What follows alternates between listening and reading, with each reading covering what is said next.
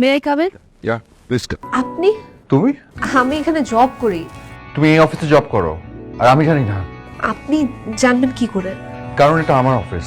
মানে? আমি না, আমার বাবার এই সিডনি ব্রাঞ্চটা আমার দেখার কথা। আমি আমি এতদিন অফিসে আসিনি। তো আজকে হঠাৎ? কারণ নিজেকে অনেক বড় লুজার মনে হচ্ছিল, হিরো না জিরো মনে হচ্ছিল নিজেকে।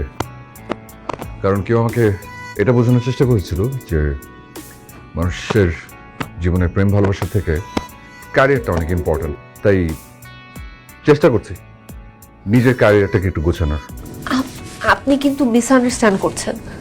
আমি আপনার কথা কিছু বলিনি, আমি আমার নিজের কথাটা বলেছি। আমি তোমার কথাই বলছি, কারণ তোমার বাইরে আমি কোনো কিছু ভাবতে চাইও না, ভাবতে পারিও না। আর ভাবতে হবে না।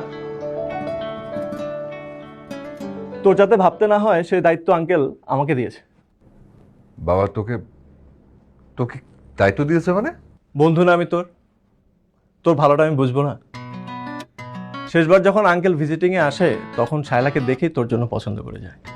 আর দেশে গিয়ে বাবা মার সাথে কন্ট্যাক্ট করে, ওর বাবা মা যদিও অভাব করেনি যদি শায়লার মত থাকে।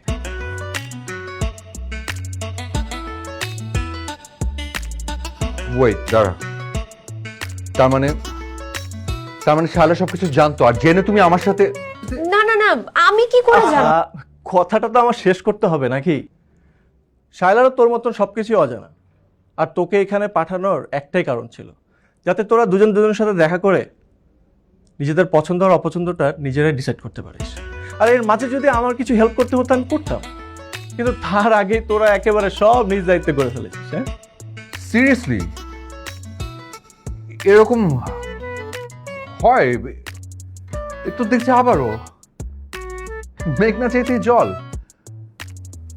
বাবা বাবা এতদিন আমাকে শায়লার কথা বলছিল।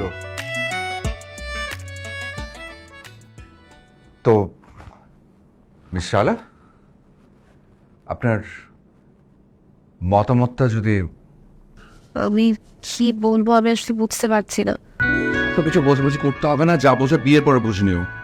আমি শুধু তোমাকে কথা দিচ্ছি, তোমার ক্যারিয়ারের জায়গায় ক্যারিয়ার থাকবে, আমার জায়গায় আমি তোমাকে কোনো বদল করবো না।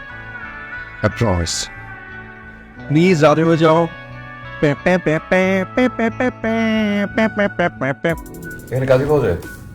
চল দোস্ত, কাজী দরকার হলে বের করে নিয়ে এসো। চল। আমাকে ফোন দিতে হবে, আসো।